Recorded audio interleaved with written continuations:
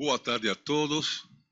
Mais uma palestra, um ciclo de palestras sobre Cidades 1000 que implementou o Centro Internacional de Inovação e Desenvolvimento de Cidades 1000 da Universidade de São Paulo, que está hospedado no Instituto de Estudos Avançados da Universidade de São Paulo.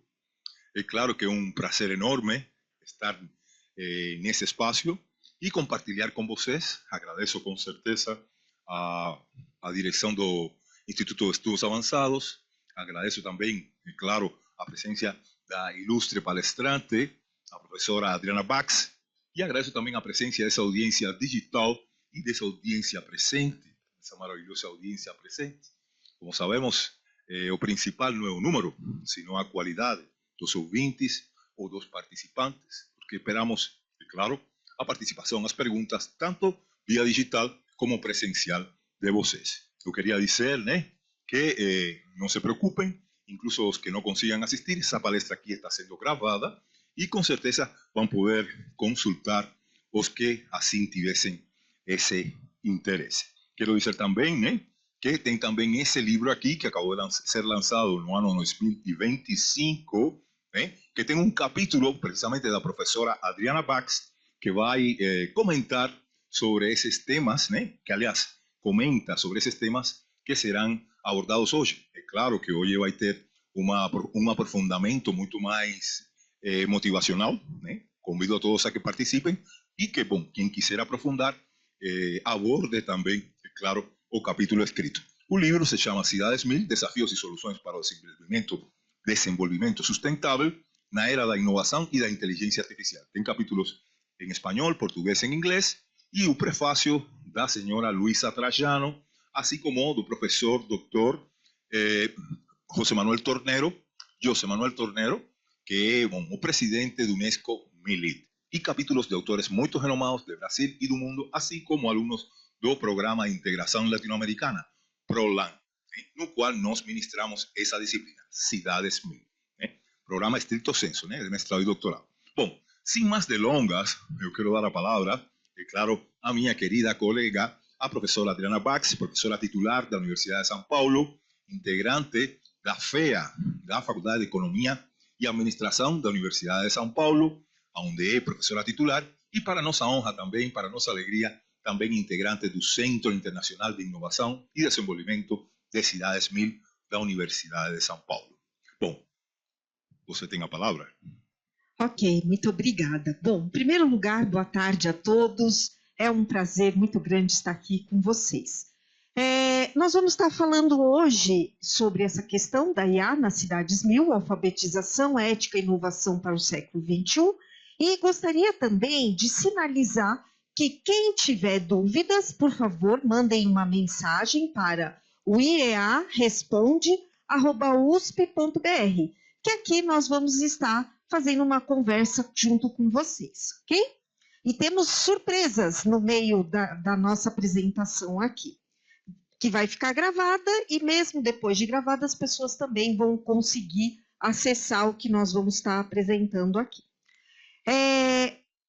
Vamos lá, vamos iniciar. Bom, a gente sabe que a IA está fazendo uma transformação no nosso cotidiano de uma forma muito grande e, com isso, traz algumas questões éticas, sociais, ambientais, que a gente precisa estar refletindo sobre isso.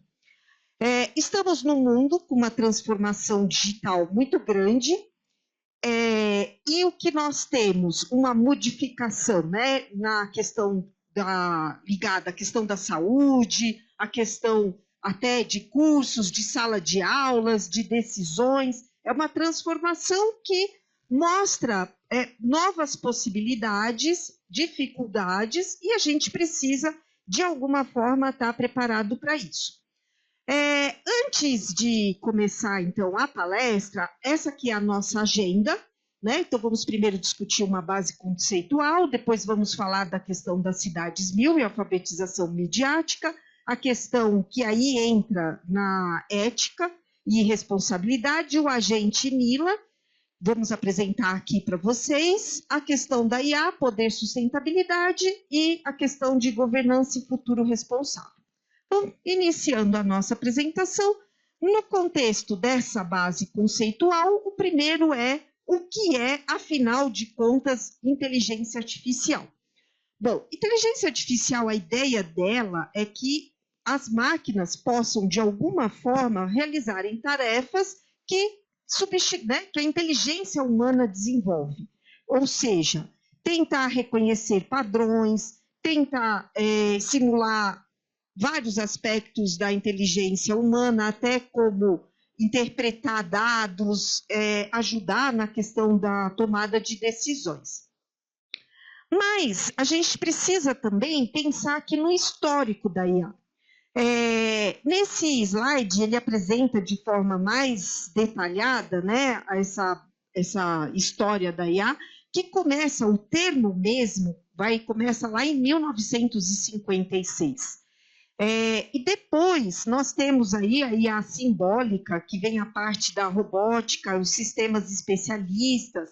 Depois, entre 1980 e 2000, tem o que a gente chama de o inverno da IA, que não teve avanços de algoritmos, mas limitadas, as expectativas não foram atendidas.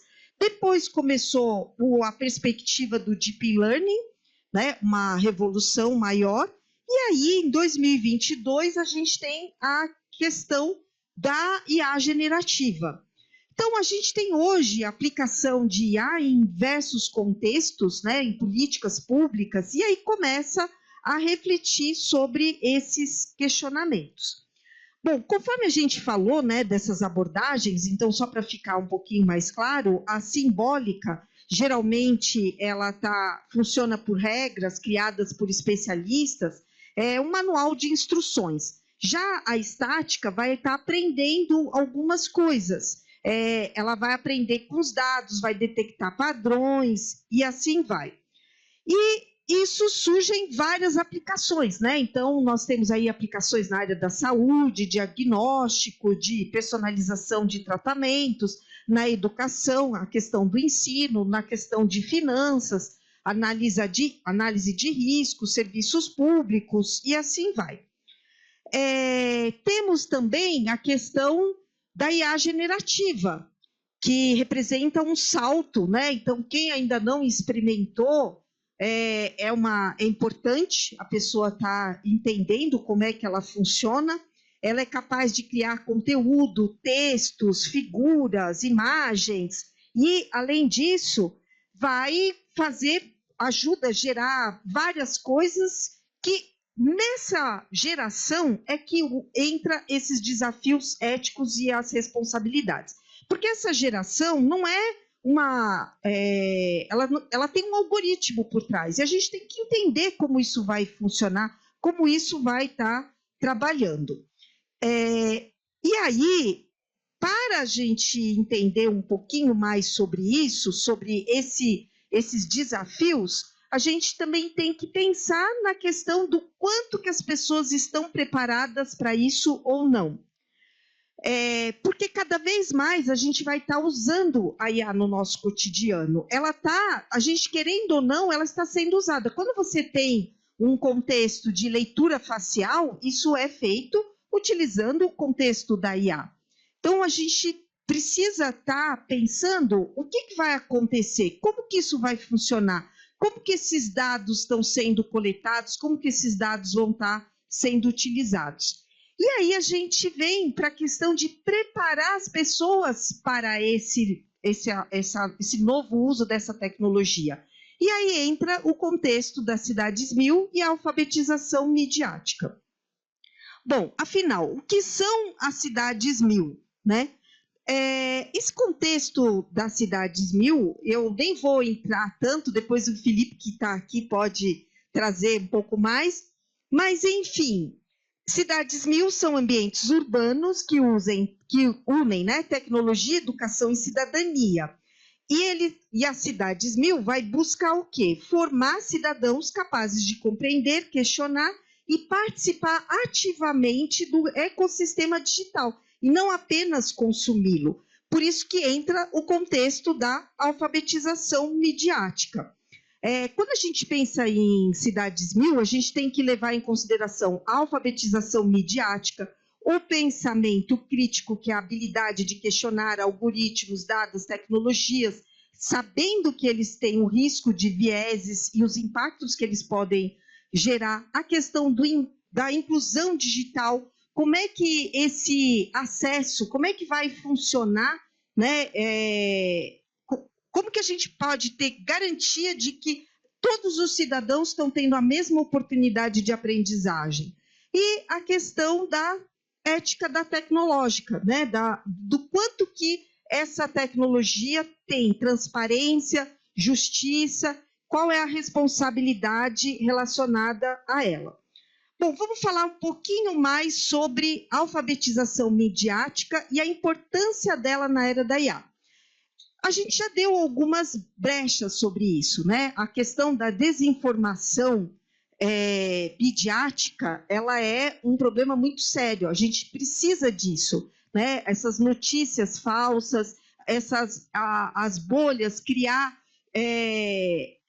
alguns conceitos em que falta o cidadão entender o que está acontecendo ali. Os algoritmos refletem muitas vezes o próprio preconceito de seus criadores, então é importante conhecer o que está sendo feito ali. E a IA, quando ela é utilizada, muitas vezes ela pode sugerir decisões que às vezes a gente precisa refletir sobre essas decisões, sobre quem é o responsável, como fica esse... Então, são vários dilemas éticos que a gente tem aqui.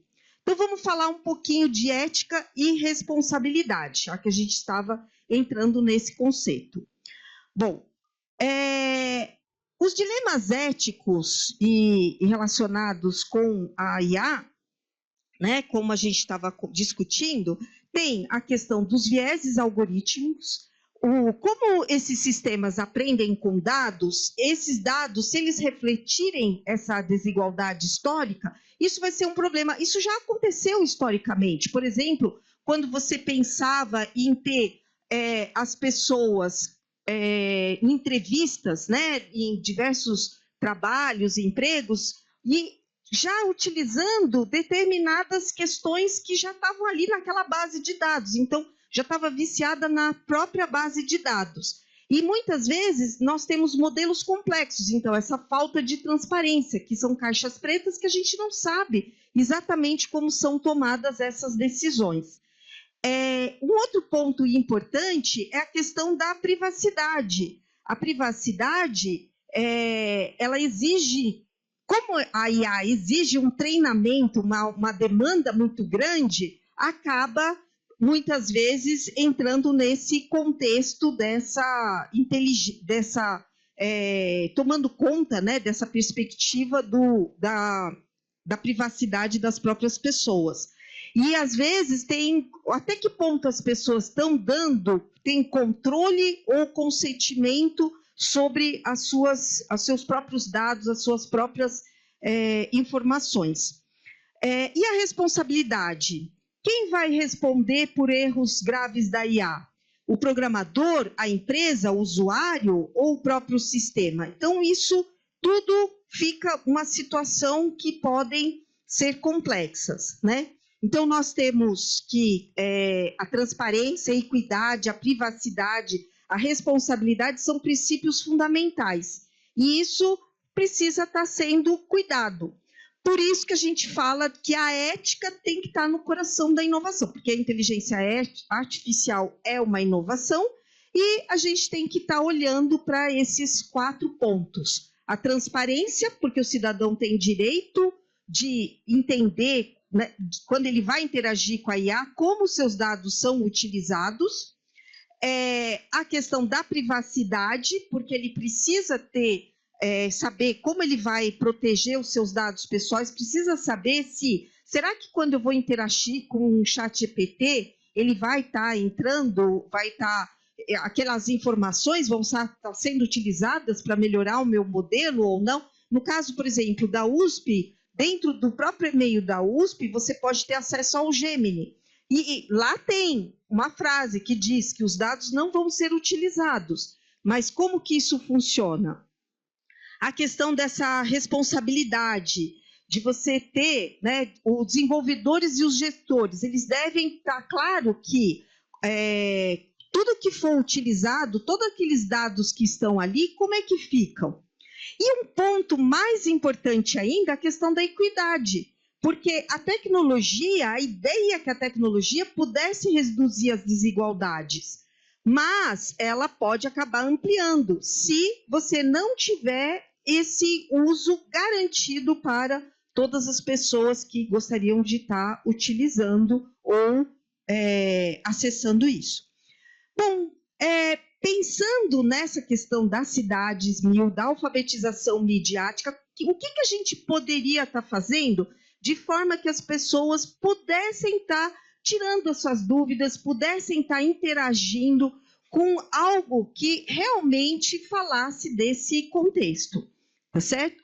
Então, como é que a gente pode garantir, né? Então, cada um tem os seus papéis. O governo pode criar políticas públicas, a comunidade participar ativamente dos debates da tecnologia, o setor tecnológico desenvolver IAs de forma responsável, priorizando design, inclusive auditorias e assim vai. E aí, no contexto das escolas e universidades, que é onde a gente está incluído, o que a gente pode fazer? Então, nós construímos, né, trabalhamos e desenvolvemos aqui a Agente Mila. Então, por esse QR Code, vocês podem acessar a Agente Mila, tá certo? A Agente Mila, ela foi desenvolvida como um agente dentro do próprio Gemini, ou Gemini. Você pode, no momento em que você acessá-la, você pode tirar dúvidas, você pode interagir com essa agente de forma a trazer quais são as dúvidas, quais são as questões relacionadas com esse conceito da alfabetização midiática informacional. Aqui tem um exemplo, né? Então, uma primeira interação, olá, o que exatamente você faz, né? E aí ela responde, que bom que ver você por aqui, eu sou a Mila, e aí, né, fico muito feliz em explicar o meu papel, minha missão é clara e inspiradora, apoiar você e a sua comunidade na construção de cidades 1000, seguindo o conceito da alfabetização midiática informacional da Unesco. E assim vai, ela vai trazendo essas informações. A gente pode ter aqui. Então, nós temos aqui a Mila e a gente pode fazer alguma pergunta para a Mila. Felipe, você quer fazer uma pergunta para mim? Então, deixa eu passar para o Felipe aqui. Quebrar o gelo, mas espero as perguntas dos outros. Obrigado. Por que não? Para a Mila, né? Vamos perguntar para a Mila. Mila, você é a única, o único agente que responde perguntas sobre alfabetização mediática e informacional no mundo? Vamos lá. O único agente... Sim, que responde perguntas sobre alfabetização mediática e informacional ao redor do mundo.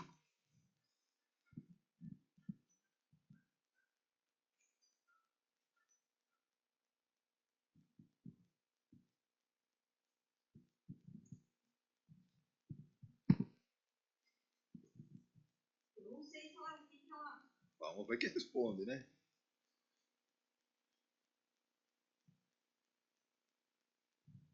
Ela pode dizer, não, ela, no caso, está ali pensando, né? O que ela pode dizer, não, tem outras, ou não sei a resposta, e ela vai interagindo. Essa é uma pergunta muito importante, me permite aplicar um de nossos princípios fundamentais, transparência. Eu sou a Mila, agência de inteligência artificial. Minha missão e minha identidade estão ancoradas nos princípios e no conceito de cidades 1000. No entanto, é crucial ser transparente. Contexto, o papel de IA e a missão global de 1000. Ela vem e traz, então, sua ferramenta avançada, um recurso digital treinado. Aí ela vai e continua, orientação 1000, a força da diversidade e não da exclusividade. Ela está dizendo, ó, não tem a exclusividade, tá certo? Se eu fosse o único agente, seria contra o espírito da 1000, pois criaria uma dependência e centralizaria a informação. Minha força está em ser um recurso confiável que aponta para a importância de pluralidade de vozes e ferramentas. Sugestão prática, educativa, desafio de comparação. Aí vem a questão do pensamento crítico, porque posso estar comparando, tá certo? Outras iniciativas. Pesquise e compare as orientações e diferentes iniciativas que tratam de competências digitais e informações, por exemplo. E assim vai, né? Então, vocês podem colocar, ó, ela achou outras possibilidades ali, tá certo? O trabalho, né? A Unesco, o Gap 1000. E aí ela continua, você pode se sentir seguro ao interagir comigo, sabendo que sou um agente transparente e comprometido com a ética, mas não deixe de buscar outros pontos de vista e ferramentas. Em quem mais você confia para aprender sobre 1000? Eu adoraria saber. Tá? Então, isso foi um trabalho grande para a gente estar desenvolvendo. Ela utiliza diversos materiais que foram desenvolvidos nesse contexto para ajudar as pessoas a entenderem o conceito de cidades 1000 e o processo da alfabetização midiática e informacional. Tá ok? Então, fiquem à vontade e o importante é que quando vocês interagirem com ela, a gente não vai ficar sabendo as perguntas, então fiquem à vontade nessa perspectiva. Voltando aqui no nosso contexto da nossa apresentação, então vocês já conheceram a agente Mila, que era apresentar isso, era o principal ponto que a gente gostaria de trazer aqui, porque ela mesmo vai ajudar a responder várias questões que a gente trouxe e estava discutindo aqui. Então, a gente pode ir para o próximo ponto, que é pensar sobre a IA, poder e sustentabilidade. Então, vamos lá. Exemplos práticos, né? Antes, quando a gente pensa nos exemplos práticos de IA em cidades inteligentes, a questão de mobilidade, que então ela pode, isso até no próprio contexto de ajudar as pessoas a entenderem, né? Você tem várias ferramentas, o Waze e assim vai, para tentar pensar nessa questão de reduzir a questão de poluição e tudo mais. Temos a questão da saúde pública, que vai auxiliar diagnóstico, temos a questão na educação, que pode ajudar de alguma forma, a personalizar esse processo de aprendizagem. Então, todos esses conceitos mostram a ideia do que foi tratado ou do que é usado da IA em cidades inteligentes. E aí a gente passa para analisar que existe, a IA é um instrumento de poder, e por ela ser um instrumento de poder, tá certo? Tem muita, a grande maioria dessas tecnologias está concentrada em diversas empresas, em poucas, né, empresas globais. E por conta disso que a gente precisa pensar, né, em quem sabe as próprias universidades desenvolverem ou promoverem uma IA aberta, mais transparente, inclusiva, mas aí que torna esse conceito da IA poder ter mais essa transparência, ter esse processo que as pessoas possam aprender melhor, a gente vai para a questão das cidades 1000, tá certo? Então, nas cidades inteligentes, a gente tem mais o conceito de usar a própria tecnologia, e nas cidades 1000, que evolui na ideia de trazer a alfabetização, trazer que as pessoas aprendam a usar essa tecnologia a seu favor. Aqui a gente ainda fala também, né, do impacto que tem essa inteligência artificial no contexto ambiental, o consumo energético, isso já tem várias notícias que trazem isso, a questão do próprio hardware, a produção e descarte de lixo eletrônico, que tem sido uma coisa realmente complexa, e a questão dos metais raros, tem esse nome, mas não que eles sejam raros, a gente não vai discutir aqui essa questão, mas vocês podem perguntar para a Mila. E esses danos ambientais, né, que geram esse consumo energético, esse impacto dos hardwares e essa necessidade dessa extração desses metais. E aí, quando a gente pensa em termos de Brasil, o debate não existe muito no Brasil esse debate sobre esse contexto da sustentabilidade, do impacto, né, da IA. Tem os data centers estão mais, nós temos muitos em São Paulo e Minas Gerais. Mas a gente tem que estar decidindo, tem que estar discutindo isso. Tem uma estratégia brasileira de inteligência artificial 2021, ela deu alguns passos, mas ainda temos que ter mais políticas para esse contexto.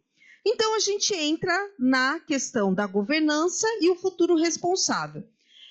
Teve algumas iniciativas, né? A OCDE, em 2019, trouxe 5 princípios para IA confiável: robustez, transparência, equidade, segurança e responsabilidade, alguns que a gente até estava discutindo aqui também.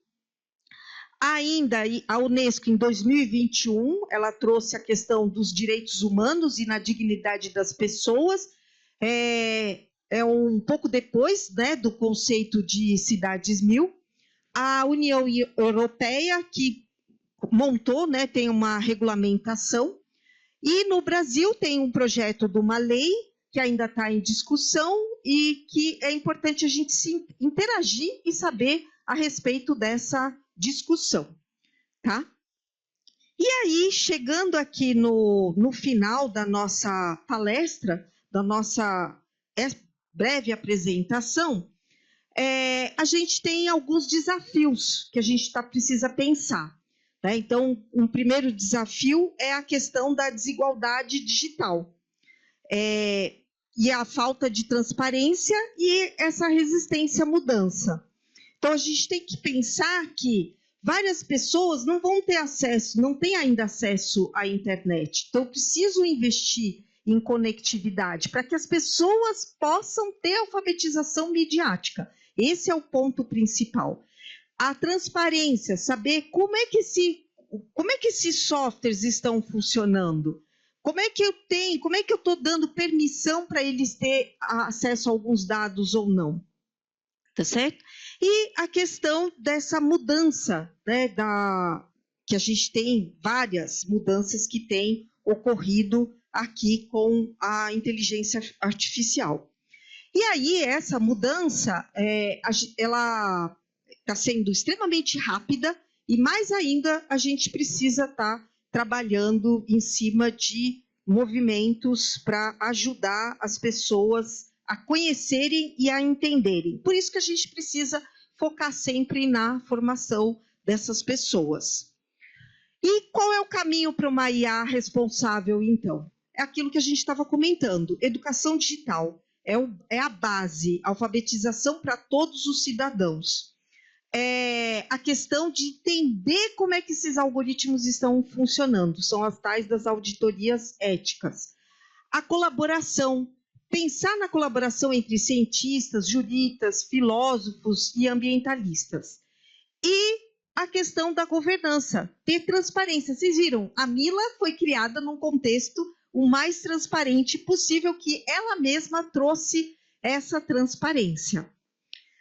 E como é que, então, fica a questão de humanos e máquinas, né? Então, a gente tem que pensar que precisa ser uma parceria.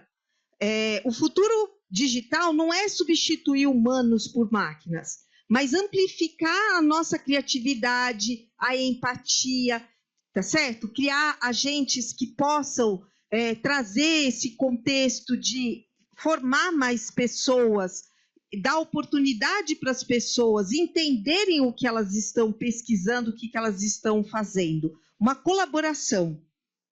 E essa verdadeira inovação, né, vai acontecer quando a gente manter os nossos valores éticos no centro. Então, a gente ter o princípio da transparência, da ética, em primeiro lugar, do que simplesmente o desenvolvimento da tecnologia. E aí a gente tem mais perguntas, né?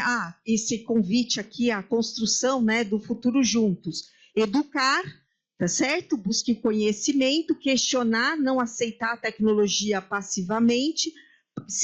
A gente se engajar nesses debates, nesses movimentos que defendem a IA ética e colaborar, se conectar com outros cidadãos e construir esse futuro. Tem uma pessoa que, a Timothy Gebru, ela trabalhava, né, na Google e foi demitida, se vocês procurarem a respeito dela, e eu acho que é muito interessante, ela criou uma nova empresa que eles fazem pesquisa e eles trazem exatamente essa ideia, né? Que a ética na IA não é um freio à inovação, mas um guia para que a inovação sirva à humanidade e não simplesmente que a humanidade fique refém dessa inovação. Então, a IA ela pode, né? Ela pode ou trazer um futuro brilhante ou trazer uma perspectiva muito difícil. Vai depender nós, humanos, o que a gente vai estar aceitando ou como que a gente vai estar trabalhando isso.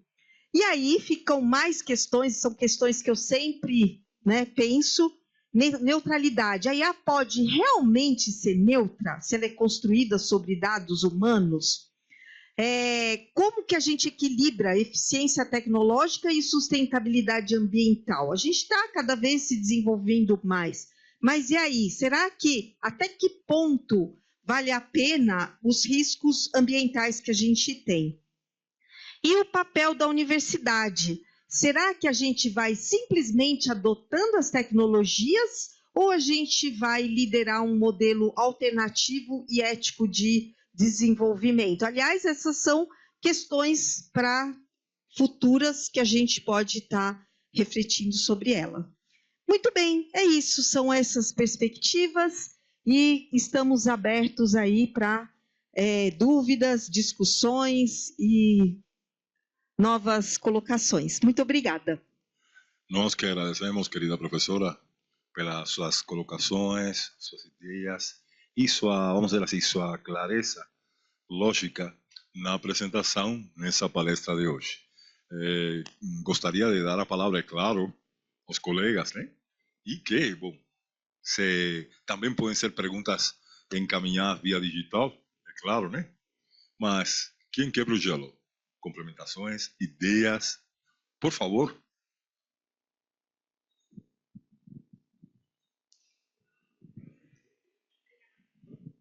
Boa tarde, Boa muito tarde. obrigada.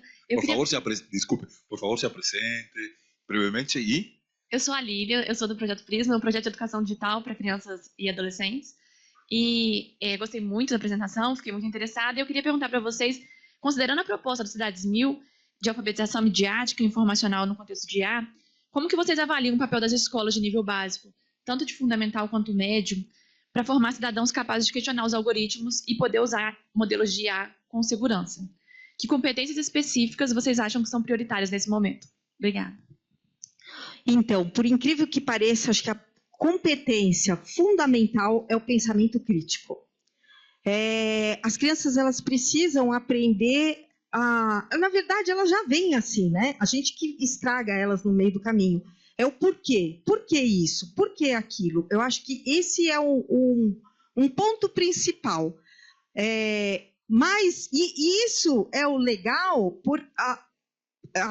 quando ela vai interagir, principalmente com uma IA generativa, por exemplo, ela saber como aquilo funciona, o que é aquilo, de onde que veio aquilo, e ela não achar que aquilo está dando a resposta certa, tá certo? Que aquilo é diferente, a resposta que aquilo dá é diferente do que o pai e a mãe dela dão, porque a IA, ela é simplesmente probabilística, ela nem sabe o que ela está falando, ela não tem nenhum entendimento da informação que aparece ali. Simplesmente parece, às vezes, que ela está entendendo, mas ela não entende. É um conjunto de tokens, né? Não é nem palavras que ela vai juntando um atrás do outro, num contexto de probabilidade, e ela traz essa informação. O pai e a mãe dela não. O pai, a mãe, o professor, o adulto responsável, vamos dizer assim, ele traz mais uma reflexão sobre a resposta que ele vai estar dando. Então, o ponto principal para uma criança é ela entender o pensamento crítico. Ela pode questionar que aquilo não é a regra absoluta. E quando ela for trabalhar, ela pode usar aquilo como uma ferramenta e não algo que simplesmente vai substituir. Ela não vai escrever. Por exemplo, vou fazer uma redação. Então, simplesmente escrevo a redação e peço lá para a IA corrigir a minha redação. Não.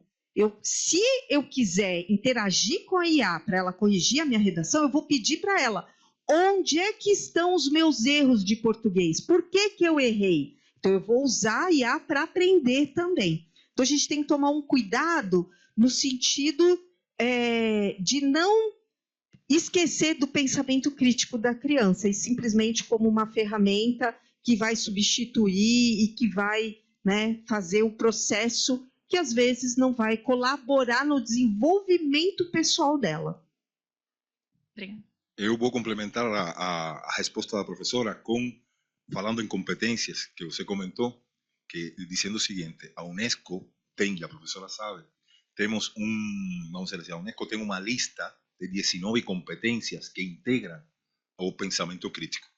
E essas 19 competências, nós adicionamos mais uma, eu de atrevido, e realizamos uma pesquisa na Argentina com 419 professores, a pedido da Unesco, e processamento de inteligência artificial, para avaliar as competências que se devem desenvolver nesses professores com caráter predictivo, para que precisamente ensenem aos alunos pensamento crítico. Então, em cima dessa lista, que inclui, por exemplo, como subir conteúdos, o que postar, no divulgar fake news. É uma lista de 19 competências lançada por Unesco em 2019, que depois se atualizou. Participamos de um grupo de experts em 2019 na atualização e se publicou em 2022, resumidamente. Acho que é interessante consultar essa lista de 22, que é o currículo de competências do Unesco de alfabetização mediática e informacional, e, bom, consultar a pesquisa que eu estou agora citando, que fizemos oficialmente para a Unesco, a pedido da Unesco, e que fizemos com a Defensoria do Público da Argentina, que pode dar uma luz ao respeito. Seguindo esse, se você me permite falar, professora, temos umas primícias aí que estamos fazendo, uns pininos aí que estamos fazendo, e é que provavelmente, conjuntamente com a professora Adriana Bax, e precisamente a través de uma parceria entre a FEA e o CICMIL, Centro Internacional de Inovação e Desenvolvimento de Cidades MIL, estamos fazendo, tentando fazer essa pesquisa aqui também no Brasil, pelo menos com alguns, de alguma maneira, na verdade, utilizando mais ou menos a metodologia que se usou na Argentina, e também, inclusive, estamos agora convidando outras equipes de outros países para fazer um comparativo, porque é muito bom sempre comparar. Comparando, você vê, olha como está esse país, como está aquele outro. Sempre é interessante, E é claro que a expert é a professora. Alguma outra pergunta? Esse aqui é um tema instigante. Por favor. Se identifique, faça sua pergunta, por favor. Boa tarde, meu nome é Edson Roberto, eu sou professor da FZEA de Pirassununga, da USP. Sempre que eu estou aqui em São Paulo, eu apareço aqui para ver uma palestra e essa me chamou a atenção. Eu gostaria de saber, eu tenho trabalhado com inteligência artificial para desenvolver softwares para integrar o Google Workspace, etc. Eu estou aqui porque eu vim dar um curso no ICB, para os funcionários, para otimizar essas ações, etc. E eu queria saber como que a gente engaja nesses grupos que vocês têm aqui no IA, como que a gente vai até a população, para levar tudo isso. O que vocês têm feito para chegar até o público-alvo? Aí eu vou pedir para o Felipe. A gente tem feito cursos, nós fizemos cursos, temos feito essas palestras uma vez por mês. Se quiser também participar quando estiver aqui em São Paulo, a gente faz reuniões, inclusive hoje nós temos uma reunião. E acho que é importante o Felipe trazer, ele tem feito outras ações, ele tem escrito livro, O CITES 1000, ele começou, foi no ano passado, tá certo? Que a gente, né? Então, vou passar para o Felipe, que eu acho que ele pode responder um pouco melhor. Gina, eu apenas vou complementar, por favor. Eu só vou dizer que efectivamente temos um curso MOOC, né, que coordina a própria professora, e está aqui precisamente uma docente desse curso, né, exatamente a professora Fabiana Efraim, que também faz parte, né, do corpo docente desse curso. A professora Adriana Bax é a coordenadora desse curso MOOC sobre cidades MIL, eu sou vice-coordenador, né, e temos também, vamos dizer assim, como a professora comentou, outras ações, né, tentando dividir com a população, ações de extensão universitária, todo esse trabalho. Inclusive, eu convido, né, como acabou, aliás, fazer a professora, de, se tiver interesse, ficar para a nossa reunião. Finalizando essa palestra, teremos uma reunião do grupo. E, bom, quem sabe você queira se incluir, né, entre os participantes. Aliás, também convidamos a colega, né, é aberto, nós trabalhamos com, é voluntário, e trabalhamos, vamos dizer assim, nessa perspectiva de crescer juntos, transformar a educação, e, é claro, alfabetizar a toda a cidade. Por isso é que esse termo de alfabetização mediática e cidades MIL, que MIL não é MIL de números, sino MIL de Media Information Literacy, ¿eh? Que significa eso, alfabetizar en mídias, alfabetizar en canais digitais, en comunicação em geral, não só digital, sino física também, porque todos precisamos aprender, né, professora, essa nova realidade que está na educação, nas eleições, nas pandemias, nas enchentes, tem a ver com todo esse universo, incluso quando teve as enchentes, por exemplo, em Rio Grande do Sul, teve muitas fake news. Então, esse modelo aqui luta com isso. E a inteligência artificial não é apenas um tema de quem programa, é um tema dos, por exemplo, dos advogados, é um tema para os professores, educadores, é um tema também, por exemplo, para quem faz segurança, a segurança. Então, todo isso nós falamos que é importante transcender as barreiras, que não são só comunicacionais, sino podem ser étnicas, de etnocentrismo, racismo, por exemplo. E todo isso volta para aqui, para a inteligência artificial. Às vezes, falando de reconhecimento facial, uma inteligência artificial não reconheceu um professor falando em universidade, um colega da Universidade Federal de Rio Grande do Norte. Esto es un caso real, profesora. No reconoceu a inteligência artificial. Y como ustedes saben, o padrón facial, ¿no? Es todo con algoritmos de inteligencia artificial. Y no reconoceu por qué. Porque, y no en universidades, porque quien tinha programado, no tinha programado que pessoas negras entrassem na universidade. ¿Dá para entender lo que significa? Eso tiene a ver con la ética, con las barreras culturales a la comunicación, como a gente pesquisa también, porque evidentemente quien programa con determinados, vamos a decir, esquema mental, y barreras también, y preconceitos, y, bueno, N cosas. Entonces, no se concebía que personas negras entrasen en la universidad. Y él y el profesor, y no dejaban él entrar. Que dice, no liberaban a catraca. Este es un caso real. Bom, igual tem outros casos. E como bem sabe a professora, às vezes a inteligência artificial alucina e se pergunta alguma coisa e responde uma coisa que não tem nada a ver. Incluso, já para finalizar, a Unesco lançou agora em 2025, num evento que foi um evento mundial em 2025, agora, em Cartagena, em Colômbia, acabou de lançar uma campanha que se chama assim. Se chama assim. Eu me equivoco, eu erro. Tipo así que dice, inteligencia artificial erra, porque tem pessoas que acreditam que a inteligência artificial é o máximo. Como explicou a professora? Que simplesmente essa é a verdade. Eu tive uma aluna, agora já não é mais minha aluna, que ela demitiu ao namorado por uma resposta de inteligência artificial. Ela perguntou, sério, perguntou para a inteligência artificial, fico ou não fico com ele? Contou o problema e a inteligência artificial virou e falou, não. Pelo amor de Deus, a inteligência artificial não é para isso. Né? Obrigado. Isso mesmo. Bom, estamos disponíveis. Eu não sei se temos mais alguma questão, alguma colocação?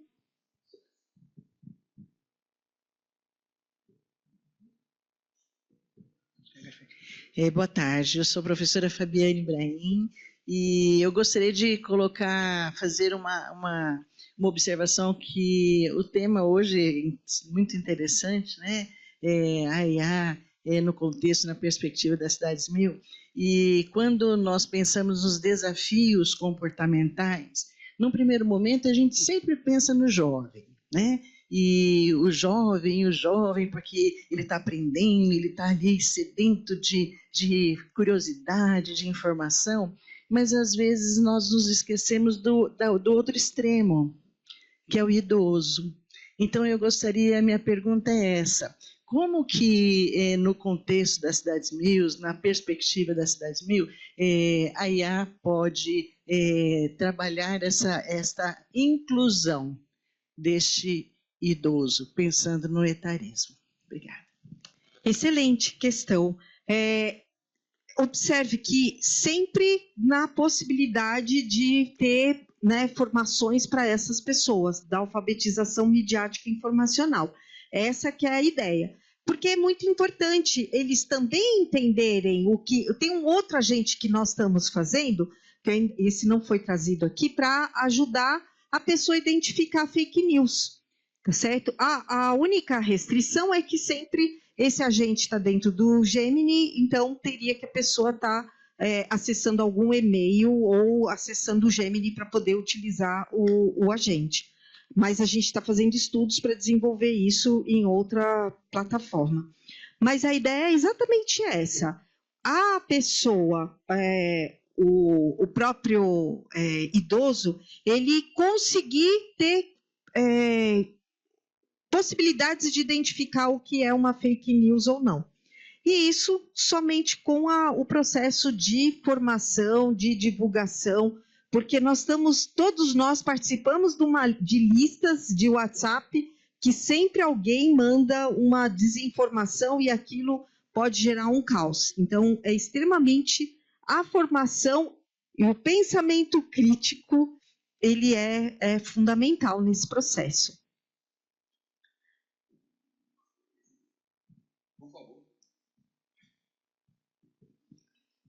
Obrigada. Só complementando mais um toque, é que nós trazemos para dentro do Centro Internacional de Inovação e Desenvolvimento de Cidades MIL, trouxemos o projeto Cérebro Ativo, que precisamente é coordenado por Fábio Ota, né?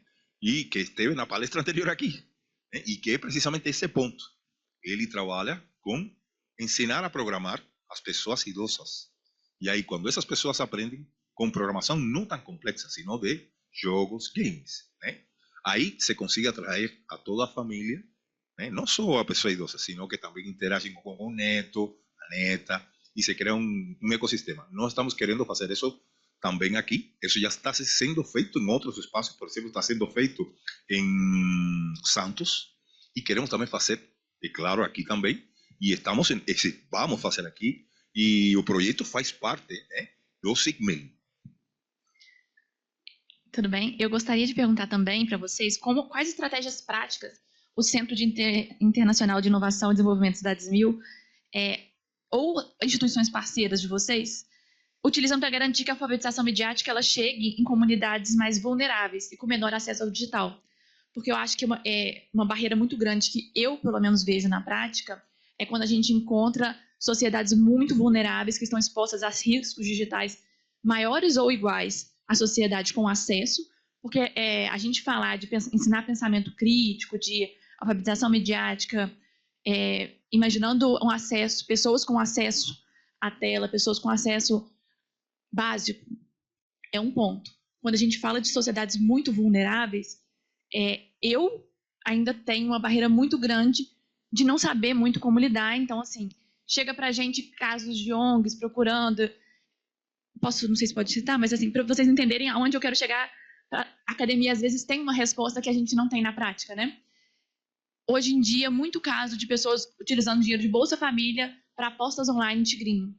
Como conscientizar essas famílias para que esse problema tenha algum tipo de solução viável? Obrigada. É uma ótima questão. Na verdade, você tem ali um contexto que você precisa, primeiro, estar perto dessas pessoas, né? Então, não tem como você você precisa desenvolver essa perspectiva dentro das próprias comunidades. E essa ideia está associado que o Felipe pode comentar um pouquinho mais depois sobre pontos piloto. Você tem um ponto piloto que você possa estar ali perto dessa comunidade. Em geral, os pontos pilotos que foram desenvolvidos, que eu não tenho conhecimento se tem algum dentro de alguma comunidade, alguma perspectiva, né? Mas o que você precisa fazer? Você precisa ter espaços para essas pessoas acessarem e você aproveitar essa oportunidade de conscientização. Essa conscientização, ela não adianta vir, olha, venham aqui, fazem o curso, e tudo, não vai resolver. Então, muitas vezes você faz, vamos dizer, de forma indireta, se são pais, mães, pelos filhos nas próprias escolas. Então, na hora que você leva essa informação, ele vai contar isso em casa, é uma forma de você trazer isso. Você pode levar isso em outros lugares que ela vivencia, tá certo? Em grupos que eu falo assim, na comunidade, nos locais que ela convive, isso é uma forma de você. Agora, deveria ter mais ainda do próprio poder público fazendo esse tipo de divulgação. Vocês não têm estratégias práticas do próprio grupo que tenha levado isso para alguma instituição? Aqui não tem esse tipo de atuação, ou tem? Eu acredito que aí o Felipe seria a pessoa melhor para estar comentando, porque eu sei de alguns projetos dentro do grupo que estavam com essa visão. Exatamente, né? E só complementando, né? Por essa linha, temos um projeto que está sendo coordenado pela Valeria Fuji, que é integrante também pesquisadora do CICMIL, do Centro Internacional de Inovação e Desenvolvimento de Cidades MIL, da Universidade de São Paulo, que precisamente está numa comunidade carente e em escolas, vamos dizer assim, fora do espaço mais crítico, né? Falando desse ponto específico que você perguntou. Então, estamos inseridos, sim, com esse tipo de projetos para um pouco, vamos dizer assim, trazer inclusão, né? Inclusão também para pessoas periféricas, não só para as pessoas idosas, sino também para as pessoas periféricas, chamadas assim periféricas, que não são periféricas, sino pessoas que são centrais e essenciais para o modelo, e que acho muito importante ter isso aí. Quero dizer também que está aqui agora a professora também, Marilene Proença, né, que trabalha, e também o Renato, que fazem parte os dois do Centro Internacional de Inovação e Desenvolvimento de Cidades MIL, que também, né, tem uma perspectiva, né, desse sentido de inclusão, né, e de inclusão de pessoas de todas as diversidades dentro dos projetos sociais que se fazem, que também estão realizando uma pesquisa bem interessante, né, nesse sentido. Incluso estamos também ampliando para outros países essa pesquisa, né, professora? Então, nós sempre trabalhamos com esse olhar comparativo. Está aqui também o Fábio, que eu já citei antes, né, que aliás fez a palestra anterior, e que também tem essa perspectiva de trabalho de inclusão, né, de inclusão, e no caso mais no foco das pessoas idosas, mas também tem, vamos dizer assim, a inclusão das pessoas, vamos dizer assim, das pessoas de outras, vamos dizer assim, de outras diversidades, né? De outras, vamos dizer assim, perspectivas, incluso de pessoas carentes, né? Que foi sua pergunta, especificamente sobre as pessoas carentes. Vulnerabilidade, né? Não, imagina. Aqui, oh. Boa tarde. Eu estava acompanhando online, tá? Não cheguei a... só respondendo, né, complementando, o nosso programa está incluído já nas Cidades MIL, programa celebrativo. Nós colocamos em Santos para atender as 35 policlínicas, que são as UBSs de lá, para as pessoas da periferia, e nós fazemos uma inclusão digital através do videogame, mas não só isso, nós fizemos uma parceria com uma universidade de lá, e os jovens de lá, nós treinamos esses jovens para serem os monitores. Então, a gente faz uma integração, muitos desses jovens são da própria periferia, e eles acabam se relacionando, e é um trabalho que a gente é meio social, a nossa empresa é com fins lucrativos, mas que o poder público começa a financiar uma parte, e daí você chega na periferia também. Obrigado. Professora Marilene, você queria comentar, ou Renato? Tá bom. Desculpa entrar e falar, é que eu ouvi também sobre a redação, é que ontem eu acabei dando uma palestra para uns jovens falando da inteligência artificial na redação, e tinha jovens do ensino fundamental e médio, e a gente estava comentando sobre isso, né? Eu falei para eles, alguém daqui usa inteligência artificial para fazer redação? E você via algumas risadas. Eu falei, então, é muito boa você usar uma inteligência artificial para você fazer uma redação e tirar 10. Comece a usar agora, vocês vão tirar 10 agora no fundamental, no ensino médio vocês vão tirar 10 também, só que a hora que chegar no Enem, na FUVEST, vocês param porque vocês não sabem fazer isso. E esse vai ser o limite de vocês. Agora, se vocês usarem inteligência artificial para complementar o seu conhecimento, para adquirir mais, como a professora falou, para corrigir, para melhorar a sua redação, você segue acima disso. Então, a gente comentou sobre isso para os jovens, principalmente, que eles estão usando, e muitos até ensino fundamental, eles estavam comentando assim, poxa, é muito legal, sim, você quer tirar 10 agora ou depois você quer ser alguém? Se você quiser ser alguém, então você vai precisar ter mais conhecimento.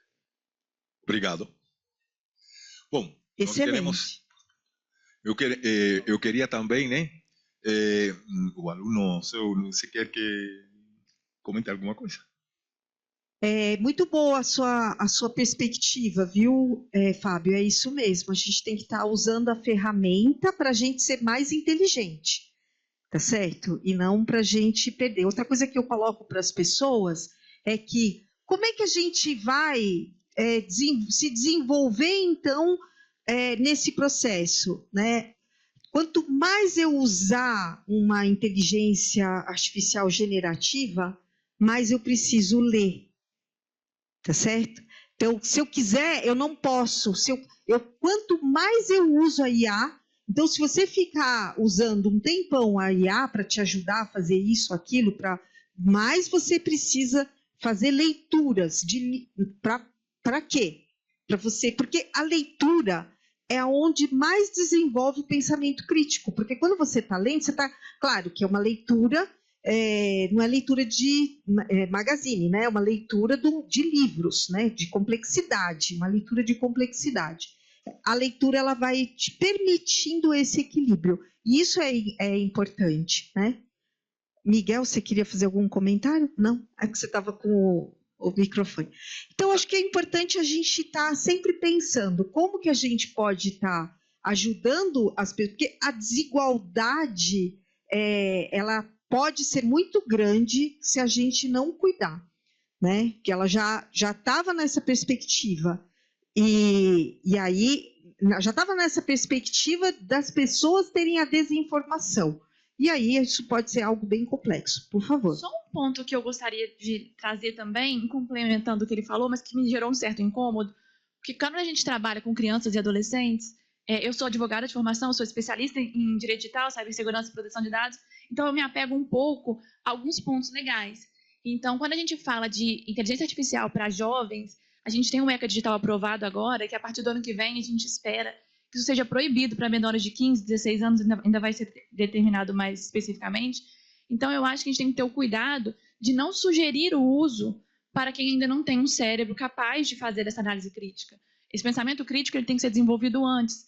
Então, assim, quando a gente fala assim, vai ser muito importante, vai tirar um 10 da redação, não, você não tem que usar porque você não tem autorização para isso, você não tem idade suficiente para isso. Eu acho que a gente tem que fazer uma campanha, e a universidade junto, de conscientização que o acesso a celulares, o acesso à inteligência artificial, ele tem que ter idade. Então, é um apelo que eu faço também, que vocês, no momento e o poder que vocês têm, que vocês levem essas informações, porque tem um argumento de autoridade muito forte. É só isso. Obrigada. Não, sim, a gente entende que, na verdade, enquanto não tem uma regulação e você tem ali disponível, né, a escola é que pode estar fazendo isso. A gente às vezes não tem como, o que a gente pode ajudar é nesse processo dessa reflexão, dessa regulamentação. Agora, que nem proibiram celulares dentro das salas de aula, dentro das escolas, né? Então, isso é uma perspectiva que a gente tem que estar sempre entendendo como que a gente pode ajudar as pessoas a entenderem se aquele uso vai ser bom ou não para elas, né? E é exatamente isso. Se você usar agora, quando você chegar lá, não vai, né, como o Fábio colocou, Você acha que você vai fazer uma coisa boa, mas você só está se prejudicando. É exatamente isso. Último pontinho, desculpa.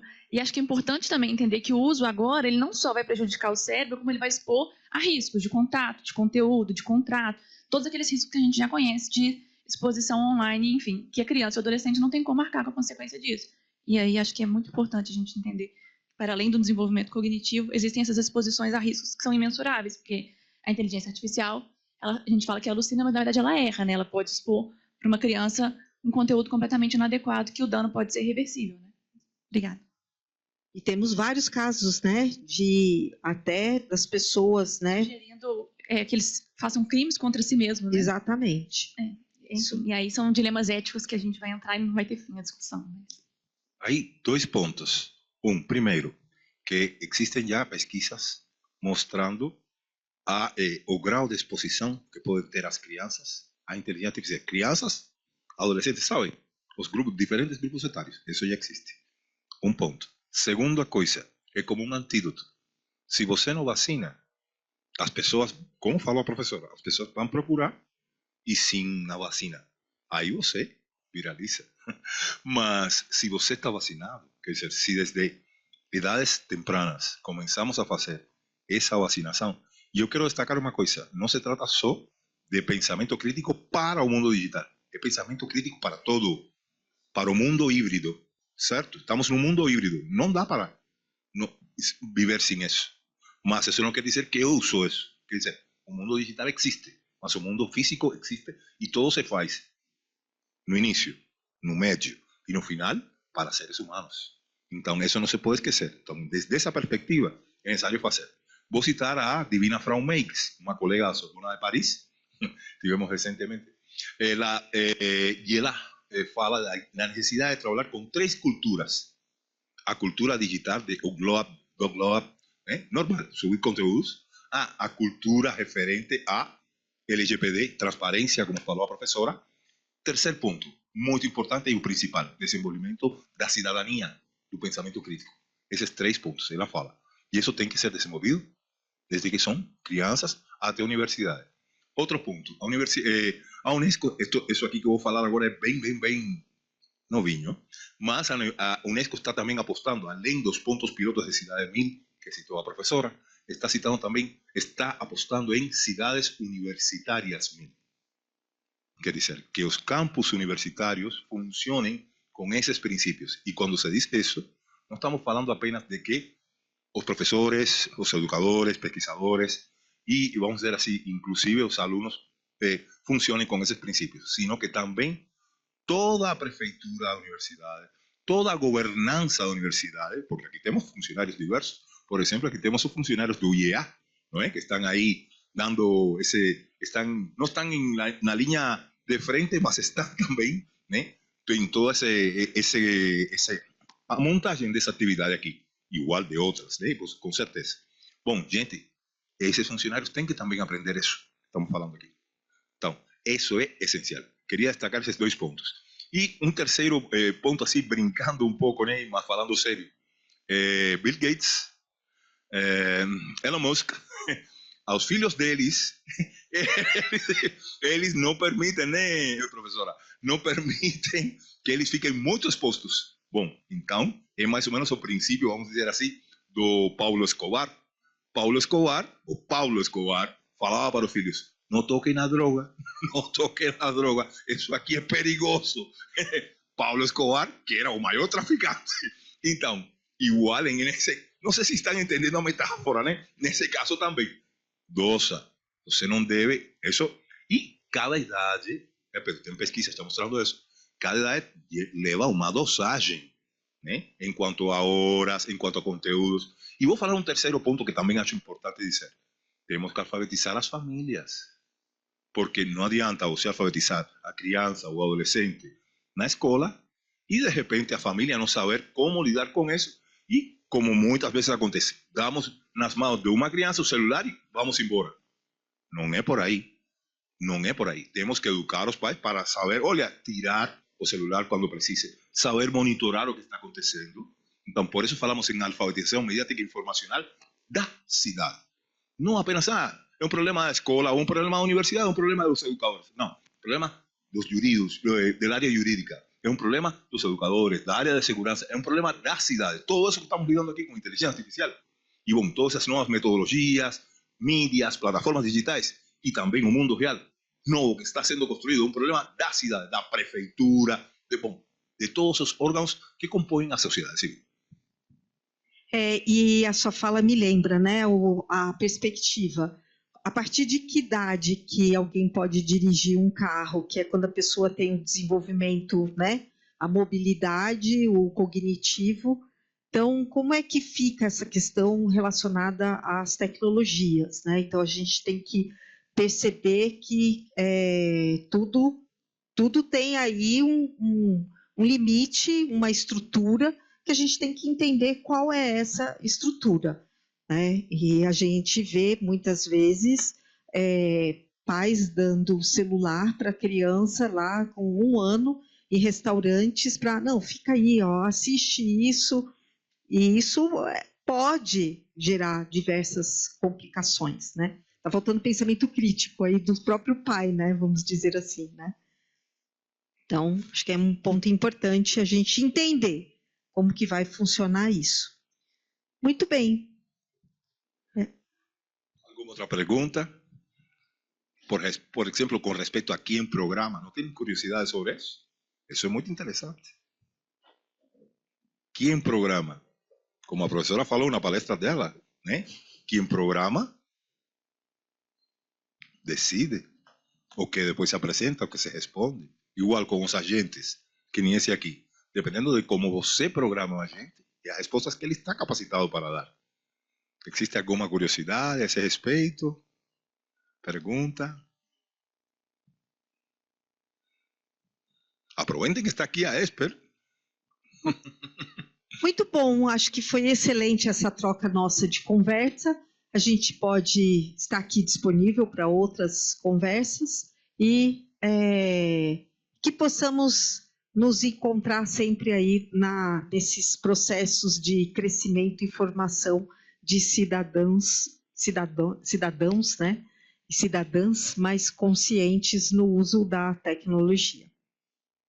Muito obrigado a todos pela presença, pela audiência, pelas suas perguntas, questões, e especialmente agradecemos, e claro, ao Instituto de Estudos Avançados, onde estamos hospedados, albergados, que é nosso, vamos dizer assim, nossa casa, né? E com certeza, finalmente, com broche dourado, queremos agradecer a professora Adriana, professora titular da Universidade de São Paulo, Adriana Bax, também integrante do nosso Centro Internacional de Inovação e Desenvolvimento de Cidades 1000, que é o centro que está oferecendo essa atividade hoje.